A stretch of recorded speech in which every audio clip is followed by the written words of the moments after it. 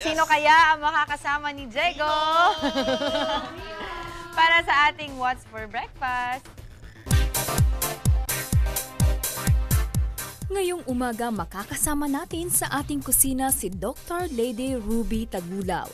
Isa siyang integrative medicine and homeopathy specialist. Nagtapo si Dr. Tagulaw sa University of Santo Tomas. Maituturing siyang isa sa mga magagaling na doktor sa bansa sa ating henerasyon. Ating alamin kung paano niya napapanatili ang kanyang sexy figure. Pero bago yan, tanungin muna natin si Dr. Lady kung ano ang kanyang paboritong agahan. Dito lang yan sa What's for Breakfast.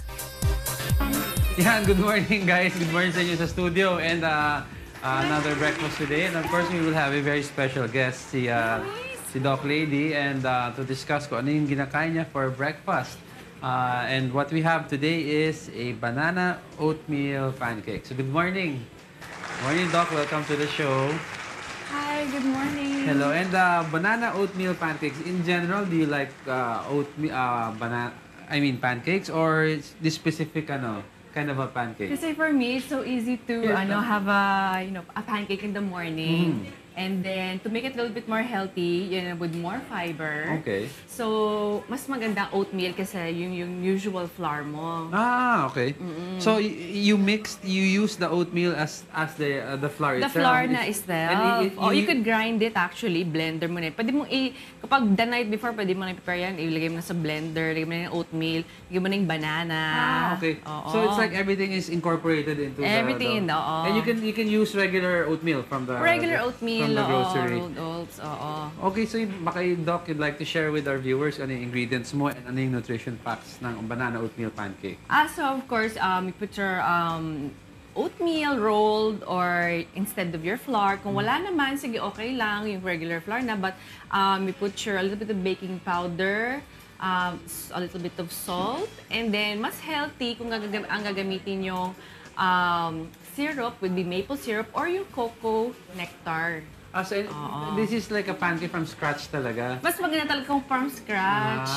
Healthier. At least control mo what comes into it. Alam mo yung ingredients, mas masarap talaga pag gawa from scratch eh. And of course, madami tayong mga people who are very interested in what they eat here, down to the calorie content. Baka you'd like to share with them, Doc, how many calories this has? And Calories about, depende nila kung gaano kalaki. Iba kasi maliit gumawa or ano. Yeah. But calorie count about mga 225, calories, lahat-lahat na yon.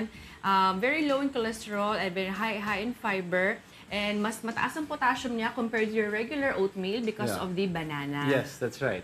And so that's also important nga is three things. Of course, aside from calories, you have the potassium and the protein content.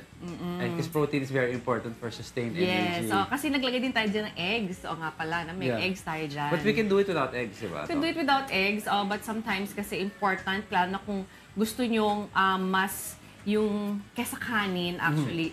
It's important to have protein in the morning. Ako personally, for example, if you have a very long day ahead of you, maglagay kayo ng protein in the morning para hindi yung tipong mayat-maya nagugutom ka. Para usually, kapag heavy protein ka na morning, minsan tanghalian ka nagugutumin So early on, when you wake up, if you have heavier protein in your body, as compared to carbs, you feel full longer? Kapag carbs kasi maya magugutom ka na eh. Tapos mamaya kakain ka na naman, naghahanap ka na naman ng pagkain. Kung busy ka, wala, di ka nakakain yan. But kung kumain ka ng good quality protein, I'm not saying na karne ka ng karne tuwing umaga. We have a lot of good quality protein available. Pwede actually taho is good.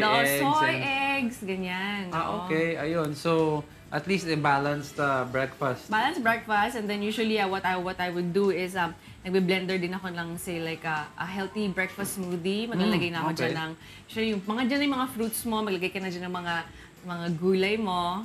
Iinumin mo na lang din yun. Nutrient-dense yes, food. Complete na yun. Complete na talaga. Thank you very much for sharing with us your breakfast. And balik sa inyo dyan sa studio. Salamat kay Diego. At dito na dito ang ating banana oatmeal pancake.